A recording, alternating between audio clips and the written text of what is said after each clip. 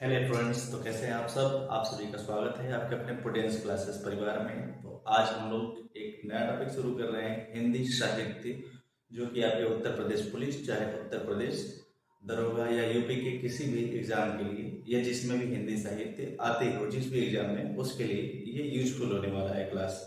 तो देखना ना भूलें। ठीक, तो चलिए शुरू करते हैं आपके इस नए टॉपिक को। तो नया टॉपिक क्या है? आज हम लोग शुरू करेंगे हिंदी साहित्य। हिंदी साहित्य। ठीक, तो हिंदी साहित्य में हम लोग क्या शुरू करेंगे? हिंदी साहित्य में सबसे पहले हम लोग शुरू करेंगे हिंदी भाषा का उद्भव एवं विकास। ठीक, टॉपिक क्या रहेगा इसमें हम लोग का? हिंदी भाषा का, हिंदी भाषा का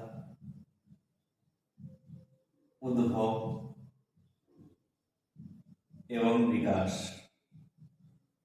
उद्भव एवं विकास, ये हम लोग का आज का टॉपिक है, हिंदी भाषा का उद्भव एवं विकास। ठीक है, तो सबसे पहले समझिए हिंदी भाषा। हिंदी भाषा एकदम अचानक से नहीं आ गई। ठीक है, आपको सबसे पहले ये जानना है, ठीक, कि विश्व में 3000 भाषाएं जो हैं वो प्रचलन में हैं। अगर बात की जाए तो विश्व में कितनी भाषाएं प्रचलन में हैं, मैं यहाँ पे पॉइंट वाइज करके लिख रहा हूँ। ठीक है, आपको भी साथ साथ नोट्स बनाने हैं। ठीक है, इसका नोट्स बना लेंगे, फिर दोबारा कभी आपको हिंदी साहित्य पढ़ने की जरूरत नहीं पड़ेगी, ये गारंटी है।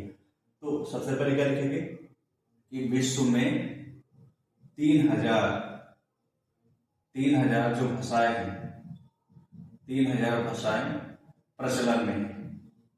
3000 भाषाएं प्रचलन में है। विश्व में कितनी भाषाएं प्रचलन में है? तो 3000 भाषाएं विश्व में प्रचलन में है। ठीक है, और इन 3000 भाषाओं को 13 भाषा परिवार में बांटा गया है। ये जो 3000 भाषा है, इसको 13 भाषा परिवार में बांटा गया है।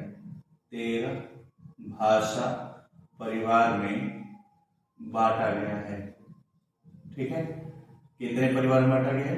13 भाषा परिवार में बांटा गया है। इन 3000 भाषाओं को 13 भाषा परिवार में बांटा गया है। ठीक, अब 13 भाषा परिवार में से कुछ मुख्य परिवार को देख लेते हैं। जैसे देखिए, इन 13 भाषा परिवार में कौन? पहले तो आपका आ जाएगा द्रविड़। क्या आएगा? द्रविड़ आएगा। ठीक है, जो आपके दक्षिण भारत में बोली जाती है। द्रविड़ कहाँ बोली जाती है?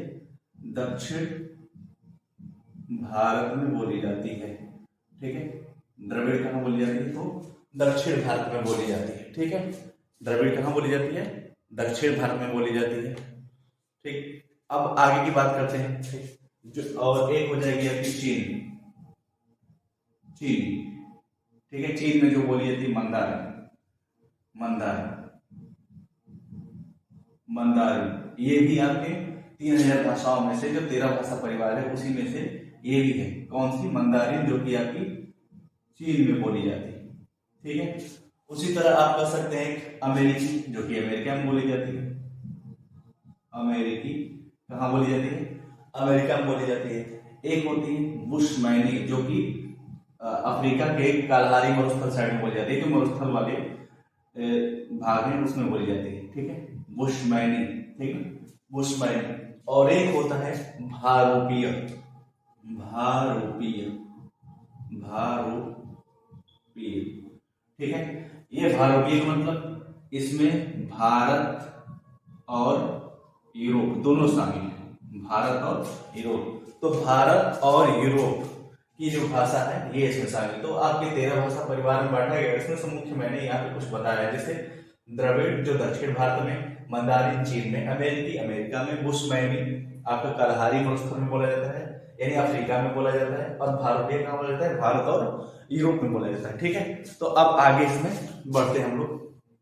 ठीक है, अब बात करते हैं कि जो हिंदी भारूपीय भाषा परिवार जो है आपका, हिंदी जो है वो किस परिवार का हिस्सा है? इसमें से 13 भाषा परिवार है। ठीक है, 13 भाषा परिवार है। एक द्रविड़, एक मंदारिन, और एक अमेरिकी, एक बुशमैनी, ये भारूपीय। ठीक है ना, ऐसे ये मुख्य है 13 में से। तो इसमें से हिंदी किस भाषा परिवार से है? तो इसमें से जो हिंदी है वो भारूपीय भाषा परिवार से है। किस भाषा परिवार से? भारूपीय भाषा परिवार से। ठीक है, तो मैं यहाँ पे लिख रहा हूँ, ठीक, कि हिंदी जो है, हिंदी भाषा किस परिवार से है? तो ये भारोपीय परिवार से है, भारोपीय परिवार से है, भारोपीय परिवार से है। हिंदी किससे है? भारोपीय परिवार से है। ठीक है, अब हिंदी भारोपीय परिवार से, तो अब बात करेंगे हम लोग भारत में कितने भाषा परिवार है? 13 टोटल भाषा परिवार है। आपने क्या समझा कि विश्व में 3000 भाषाएं प्रचलन में है, इन 3000 भाषाएं जो है इनको 13 भाषा परिवार बांटा गया है। 13 में से मैंने यहाँ कुछ मुख्य लिखा है, और इसमें से जो हम लोग की हिंदी है, जो हम लोग हिंदी बोलते हैं, वो भारतीय भाषा परिवार का हिस्सा है या भारतीय भाषा परिवार का अंग है। ठीक, अब बात आती है कि जो भारत में आपका भाषा परिवार है वो कितने हैं? तो इन 13 में से 4 कहाँ आते हैं? भारत में। तो 13 में से 4 भाषा परिवार कहाँ है? भारत में। ठीक, तो अगले पॉइंट पे लिखते हैं हम लोग कि जो आपके 13 भाषा परिवार है, इसमें से 4 भाषा परिवार कहाँ है? तो भारत में है। तो यहाँ पे हम पॉइंट करके लिखते हैं भारत में 4 भाषा परिवार है, भारत में 4 भाषा परिवार है। ठीक है, तो भारत में जो 4 भाषा परिवार है वो कौन कौन से परिवार है? तो एक तो आपका भारोपीय, कौन सा हो जाएगा? भारोपीय, जो कि 73% बोली जाती है। ठीक है, जो 73% है भारोपीय परिवार, यानी भारोपीय जो 4 भाषा परिवार है उसमें से जो भारोपीय है वो 73% है। जैसे इसमें कौन कौन आएगा? भारोपीय में हिंदी आएगा, राजस्थानी आएगा, गुजराती आएगा। ठीक है, ये सब किसमें आएंगे? भारोपीय में आएंगे। दूसरा हो जाता है आपका द्रविड़। द्रविड़ जो है ये 25% है। द्रविड़ कितना है? 25%। इसमें कौन आएगा? कन्नड़ आएगा, तेलुगु आएगा, तमिल आएगा, और आपका मलयालम आएगा। ठीक है, कन्नड़, तेलुगु, तुलु और मलयालम, ये किस में आएंगे? तो ये आएंगे द्रविड़ में आएंगे। ठीक, तीसरा आपका कौन सा है? तीसरा है ऑस्ट्रिक। तीसरा कौन सा हो जाएगा? ऑस्ट्रिक। ठीक है, ये 1.3% है। और चौथा है चीनी तिब्बती, जो कि लद्दाख साइड में बोली जाती है। चीनी तिब्बती कहाँ बोली जाती है?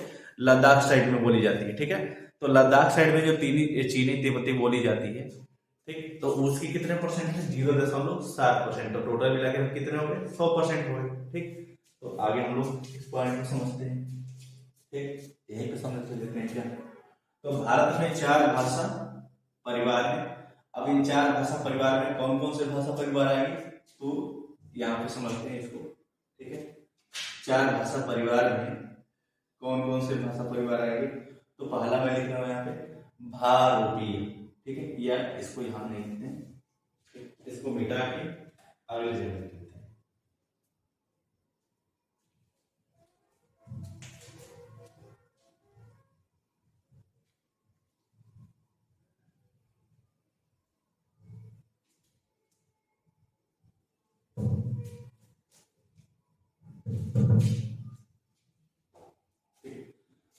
तो मैंने अभी आपको बताया कि भारत में 4 भाषा परिवार है, 4 भाषा परिवार। इन 4 भाषा परिवार में कौन कौन है? तो आप एक लिखेंगे भारोपीय। भारोपीय, भारोपीय कितना है? 75% है। ठीक है, इसमें कौन सी भाषा बोली जाती है? तो हिंदी, राजस्थानी, हिंदी, राजस्थानी और गुजराती। हिंदी, राजस्थानी और गुजराती आपकी भारतीय बोली जाती है। दूसरा लिख लेंगे हम लोग द्रविड़। दूसरा कौन सा? द्रविड़। द्रविड़ में कौन आएगा? तेलुगु, तुलु, मलयालम। तेलुगु, तुलु, मलयालम और एक कन्नड़। एक कौन सा? कन्नड़। तीसरा कौन सा हो जाएगा? तो तीसरा हो जाएगा आपका ऑस्ट्रिक। ऑस्ट्रिक। ठीक है, ये ऑस्ट्रिक कहाँ? जो आपका ईरान है, ईरानी जो भाषा हो जाएगी वो किस में आएगी? ऑस्ट्रिक में आएगी। ठीक है, ये कितनी बोली जाती है? 1.3%। ठीक है, और चौथा में लिख रहा हूं यहाँ पे चीनी तिब्बती।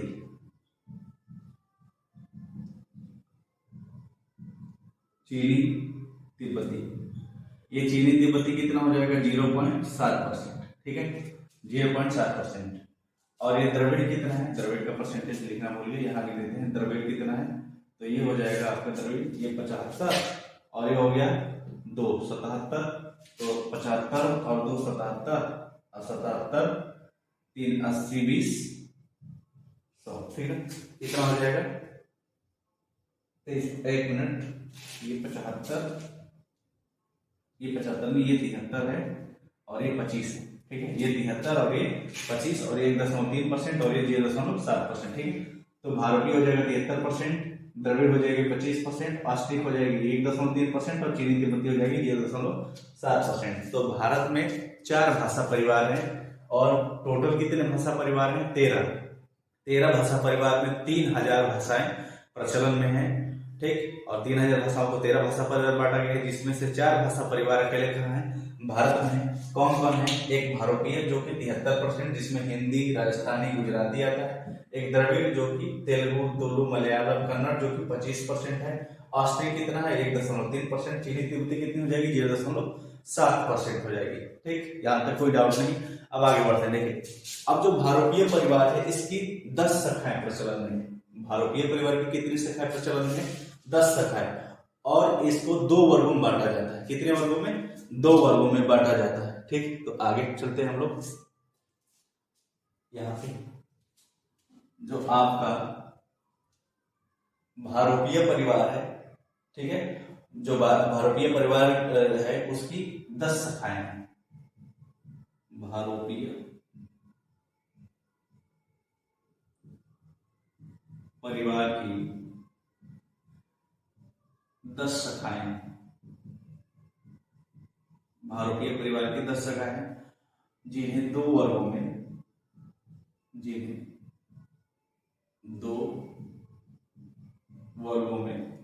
बांटा जाता है, कितने वर्गों में बांटा जाता है 2 वर्गों में बांटा जाता है। कौन से वो 2 वर्ग है, 2 वर्ग कौन से, ठीक। तो एक आपका हो जाएगा सतम वर्ग और एक हो जाएगा केतुम, सतम वर्ग और केतुम वर्ग, सतम वर्ग और केतुम वर्ग, ठीक है 2 वर्गों में बांटा गया, सतम वर्ग और केतुम वर्ग, ठीक है।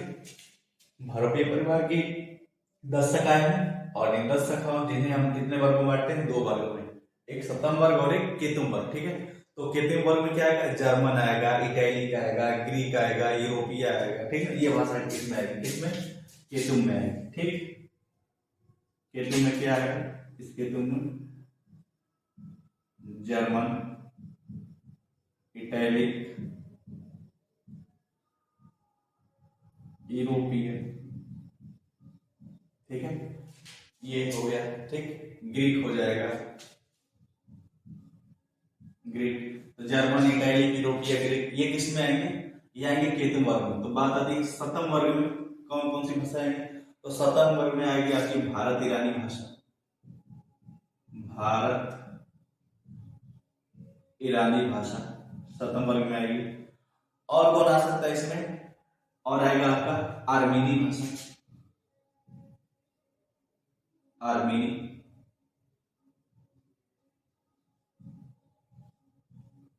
आएगा, भारत ईरानी भाषा आएगा, आर्मीनी आएगा, अल्बानी भाषा,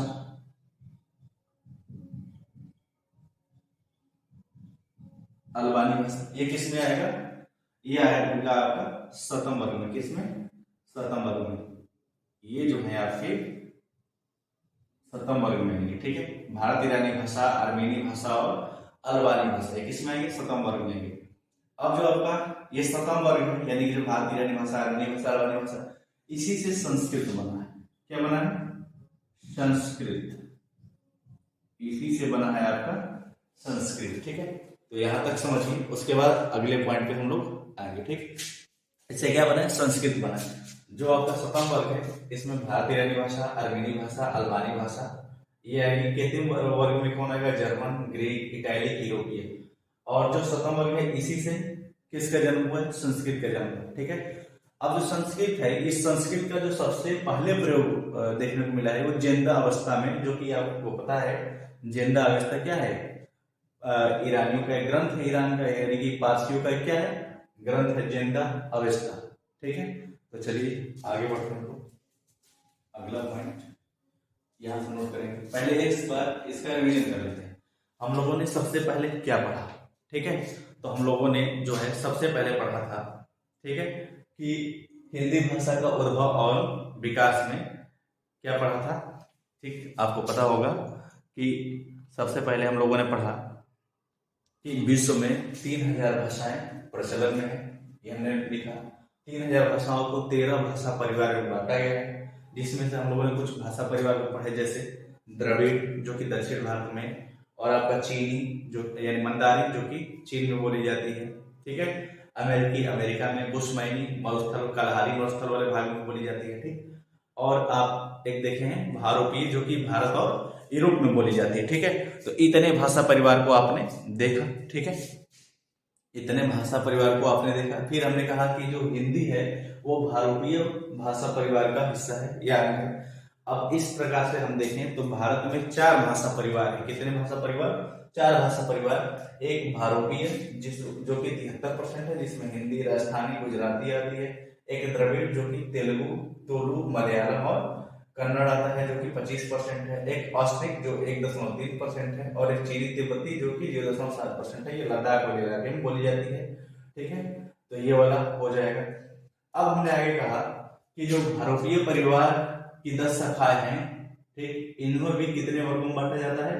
2 वर्गों में बांटा गया है, एक सतम वर्ग और एक केतम वर्ग। केतम वर्ग में जर्मन, ग्रीक, इटैलिक, यूरोपीय भाषा आएगी, और सतम वर्ग में भारत, ईरानी भाषा और अर्मेनी भाषा और अल्बानी भाषा आएगी। इसी से किसका जन्म हुआ है? संस्कृत का। ठीक है, तो अगला पॉइंट हम लोग आगे इसको नोट करेंगे। ठीक है, तो यहां तक आप नोट कर लीजिए, फिर हम इसे मिटा रहे हैं।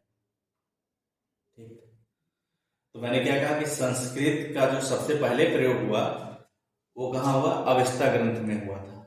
किस ग्रंथ में? अवेस्ता ग्रंथ में हुआ था। ठीक है, तो अगला पॉइंट हम लोग नोट करेंगे।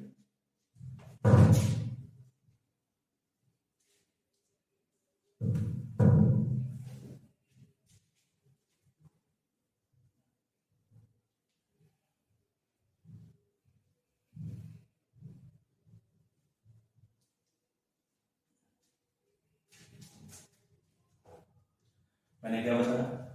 तो जो संस्कृत है, संस्कृत का सबसे पहले प्रयोग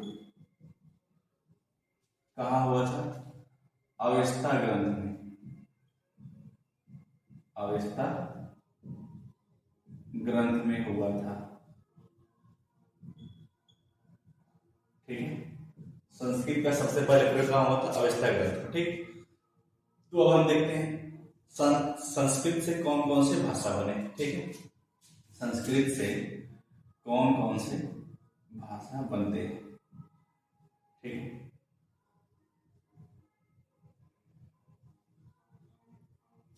तो इससे बनने वाली भाषाओं को भी 3 भागों में बांटा गया है। एक तो आप हो जाए भारतीय आर्य भाषा, भारतीय आर्य भाषा। दूसरा हो जाएगा दरद। दूसरा क्या हो जाएगा? दरद।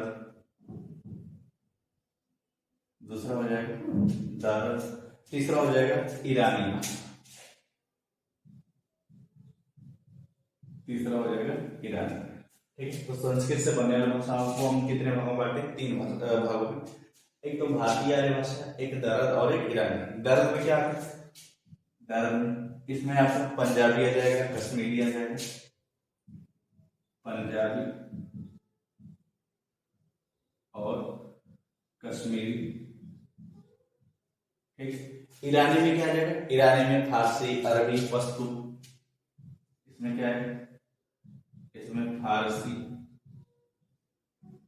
अरबी और पश्तो आएगा। ठीक है, तो बात करते हैं आप। ठीक, तो अब हम लोग को मेन तो पढ़ना है भारतीय आर्य भाषा, क्योंकि यही से धीरे धीरे हिंदी मिलना शुरू होगी। तो हिंदी भी तुरंत नहीं मिलेगी, तो उससे पहले अपभ्रंश वगैरह ये सब देखने को मिलेगा सब से। ठीक है, तो आप समझिए, सबसे पहले तो संस्कृत को क्या किया गया, तीन भागों में बांटा गया, एक भारतीय आर्य भाषा, एक दरद और एक ईरानी, मतलब इससे तीन भाषाएं निकल के आई। तो दरद से तो हमें कोई लेना देना नहीं, क्योंकि हम तो पढ़ रहे हैं क्या चीज, हिंदी साहित्य, हमें हिंदी के बारे में जानना है। ईरानी से भी कोई लेना देना नहीं, ठीक। जबकि दरद में आता है पंजाबी, कश्मीरी, ईरानी में आता है फारसी, अरबी, पश्तो, ठीक है। तो आपको ये बात समझनी है, आपसे पूछ सकते हैं एग्जाम में, कौन इसमें से संस्कृत से बना हुआ एक भाषा है, तो दरद है, ईरानी है, भारतीय आर्य भाषा, ठीक है। तो ये आपको याद रखना है बस इतना, ठीक है। लेकिन हमें मेन आगे किसको बढ़ाना है, भारतीय आर्य भाषा को, ठीक है। क्योंकि इस हमने पढ़ना है हिंदी साहित्य पढ़ रहे हैं तो हिंदी का हम लोग विकास देखेंगे, ठीक है। भाषा का विकास पढ़े तो हमें किसका देखना है, हिंदी का। तो हम किस में आएंगे अब, भारतीय आर्य भाषा में, ठीक है। तो इतना नोट कर लीजिए, फिर आगे बढ़ते हैं।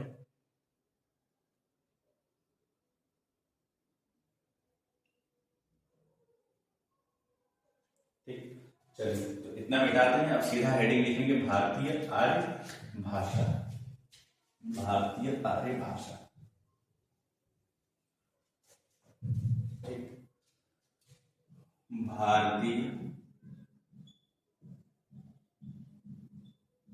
आर्य भाषा, जो भारतीय आर्य भाषा है इसको भी तीन भागों में बांटा गया। कितने भागों में बांटा गया, तीन भागों में। एक प्राचीन भारतीय आर्य भाषा, ठीक।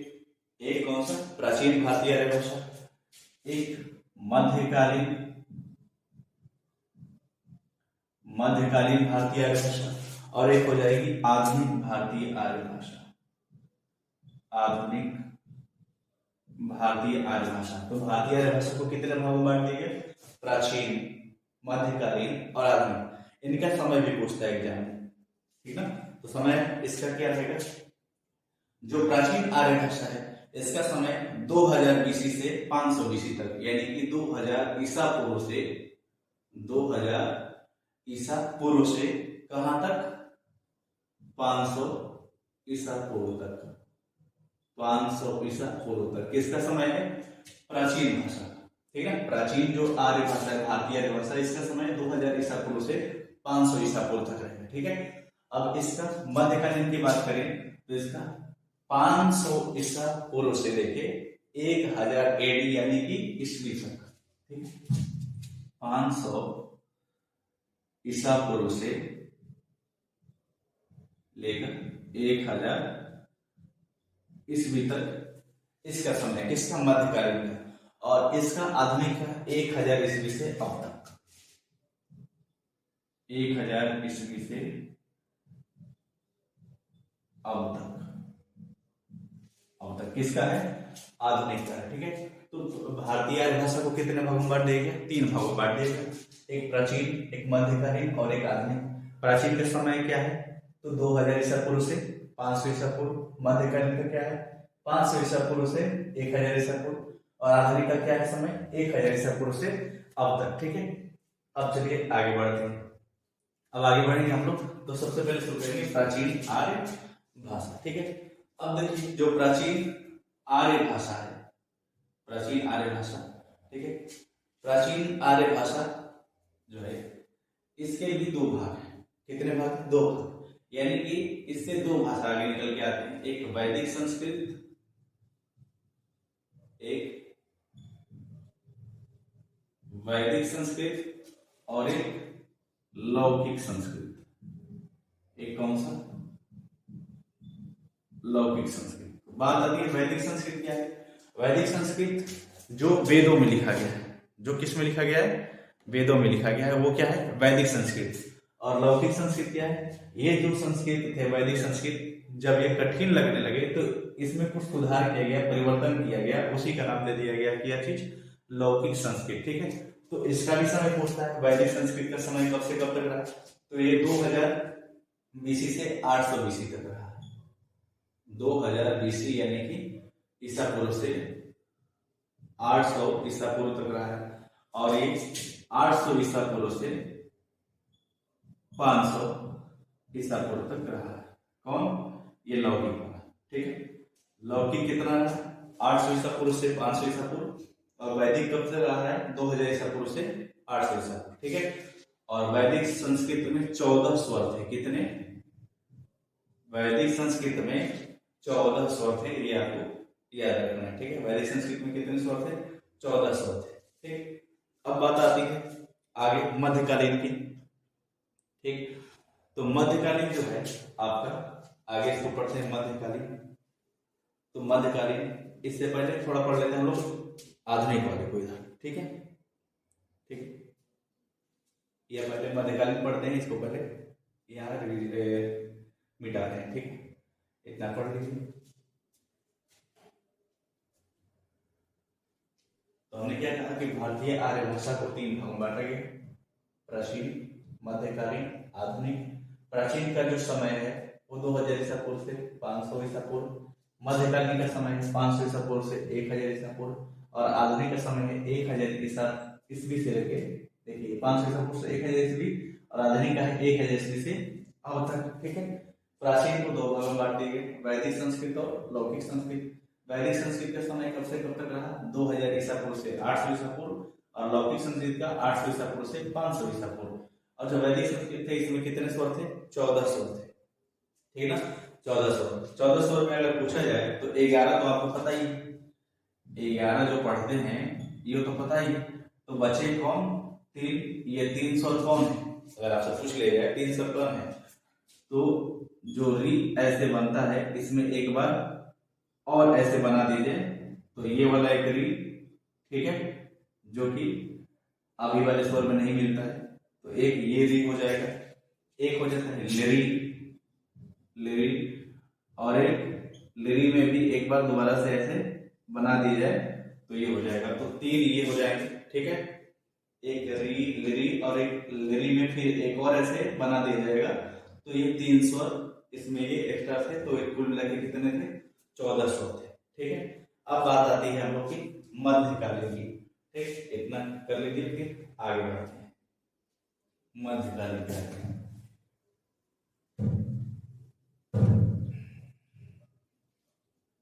ठीक है। अब देखिए मध्यकालीन, तो मध्यकालीन को भी 3 भागों में बांटा जाता है, यानी मध्यकालीन में भी 3 भाषाएं, ठीक है ना। सबसे पहले आया पाली, उसके बाद प्राकृत, उसके बाद अपभ्रंश। अब धीरे धीरे हम कहाँ बढ़ रहे हैं? हिंदी की तरफ बढ़ रहे हैं। तो सबसे पहले क्या है? पाली, उसके बाद प्राकृत, उसके बाद अपभ्रंश, अपभ्रंश, ठीक है। पाली, प्राकृत और अपभ्रंश आएगा, ठीक।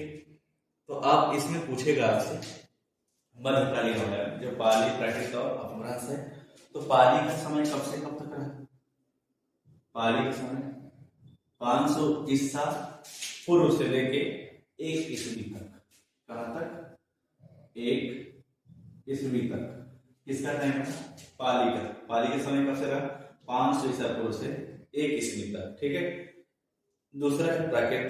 प्राकृत का समय, अच्छा एक बात समझिए, जो पाली भाषा है जिसका समय 500 ईसा पूर्व से 1 ईसा पूर्व रहा, इसे प्रथम प्राकृत भी कहा जाता है। क्या कहा जाता है इसको? प्रथम प्राकृत। इसे क्या कहा जाता है? प्रथम प्राकृत कहा जाता है। इसमें कितने स्वर थे? तो 8 स्वर और 33 व्यंजन। पाली भाषा में कितने स्वर? 8 स्वर और 33 व्यंजन, ठीक है। 8 स्वर और 33 व्यंजन। 3 लिंग। कितने लिंग? 3 लिंग, ठीक है। 3 वाच्य, ठीक है। 8 स्वर, 33 व्यंजन, 3 लिंग, 3 वाच्य, 2 वचन, 2 वचन, ठीक है। और हलंत रहित। हलंत रहित था, इसमें हलंत नहीं लगता था, ठीक है। तो ये क्या था? हलंत रहित, ठीक है। तो पाली भाषा 500 ईसा पूर्व से 1 ईस्वी तक रही, जिसको हम लोग प्रथम प्राकृत के नाम से भी, यानी इसको एक और संज्ञा दिया गया, एक और नाम दिया गया, प्रथम प्राकृत कहा जाता है इसे। इसमें 8 स्वर थे, 33 व्यंजन थे, 3 लिंग थे, 3 वाचक थे। 3 लिंग कौन से? स्त्रीलिंग, पुल्लिंग और नपुंसक लिंग, ठीक है। 3 वाचक थे, 2 वचन थे, और ये हलंत रहित था। पाली भाषा क्या था? हलंत रहित था। अब इसको आते हैं प्राकृत को, ठीक है। ये 1 ईस्वी से 500 ईस्वी तक इसका समय है। कब तक है? 500 ईस्वी तक। इसे द्वितीय प्राकृत कहा जाता है। क्या कहा जाता है इसको कहा जाता है द्वितीय प्राकृत इसे कहा जाता है, ठीक। ये प्राकृत है। तो पाली 500 ईसा पूर्व से 1 ईस्वी तक रही, इसे प्रथम प्राकृत कहा जाता है। इसमें 833 व्यंजन, 3 लिंग, 3 वाच्य, 2 वचन और ये हलंत रहेगा, ठीक है। दूसरा प्राकृत जिसको द्वितीय प्राकृत कहा जाता है, इसका समय 1 ईस्वी से 500 ईस्वी तक रहा है। अब आते हैं यहाँ पर अपभ्रंश में। तो अपभ्रंश का जो समय है वो 500 ईस्वी से 1000 ईस्वी तक है। 500 ईस्वी से 1000 ईस्वी तक किसका समय है? अपभ्रंश का समय है, ठीक है। 500 ईस्वी से 1000 ईस्वी तक किसका समय? अपभ्रंश का, ठीक है। इसको कहा जाता है तृतीय प्राकृत। इसको क्या कहा जाता है? इसको कहा जाता है तृतीय प्राकृत। अपभ्रंश को कहा जाता है तृतीय प्राकृत, ठीक है। अब इसमें क्या है? इसमें 8 स्वर, 3 लिंग और 4 काल, ठीक है। इसमें क्या है? इसमें 8 स्वर, 3 लिंग और 4 काल बताए गए हैं, ठीक है। हालांकि आपको पता है, आप लोग यही जानते हैं, ठीक है, भूतकाल, भविष्यकाल, वर्तमान काल, लेकिन इसमें कितने काल बताए गए हैं? 4 काल, ठीक है। अपभ्रंश में कितने काल? 4 काल।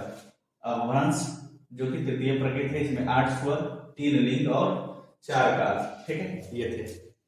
अब देखिए क्या होगा। अब धीरे धीरे हम लोग हिंदी भाषा की ओर बढ़ेंगे, क्योंकि अब अपभ्रंश से ही धीरे धीरे आगे टूट के बनेगा आपका सौर श्रेणी अपभ्रंश। यानी अपभ्रंश कौन कौन से अपभ्रंश बनेंगे? सौर श्रेणी बनेगा, अर्धमागधी बनेगा, मागधी बनेगा, पैसाची बनेगा, ब्राह्मण बनेगा और महाराष्ट्री बनेगा, ठीक है। तो अगला पॉइंट लिखते हैं। तो एक बार इसे पहले पढ़ लेते हैं। तो जो भारतीय आर्य भाषा है, इसको कितने भागों में बांटा गया? 3 भागों में, प्राचीन, मध्यकालीन और आधुनिक। प्राचीन का जो समय रहा 2000 ईसा पूर्व से 500 ईसा पूर्व। मध्यकालीन का जो समय रहा 500 ईसा पूर्व से 1000 ईस्वी। आधुनिक का जो समय रहा 1000 ईस्वी से अब तक। अब इसमें हमने प्राचीन पढ़ा, ठीक है। अब मध्यकालीन पढ़े। तो मध्यकालीन में हमने क्या कहा कि इसे भी कितने भागों में? 3 भागों में बांटा गया, एक पाली, एक प्राकृतिक और एक अपभ्रंश। पाली का जो समय है 500 ईसा पूर्व से 1 ईस्वी। प्राकृतिक का समय 1 ईस्वी से 500 ईस्वी और अपभ्रंश का समय है 500 ईस्वी से 1000 ईस्वी, ठीक है। पाली जो है इसको प्रथम प्राकृत कहा जाता है। इसमें 8 स्वर, 33 व्यंजन। प्राकृत पाली के 8 स्वर, 33 व्यंजन, 3 लिंग, 3 वाच्य, 2 वचन और हलंत रहित है। प्राकृत को द्वितीय प्राकृत कहा जाता है, जबकि अपभ्रंश को तृतीय प्राकृत कहा जाता है। इसमें कितने स्वर? 8 स्वर, 3 लिंग और 4 काल है, ठीक है। अब आगे हम लोग चलते हैं, अपभ्रंश को आगे बढ़ाएंगे।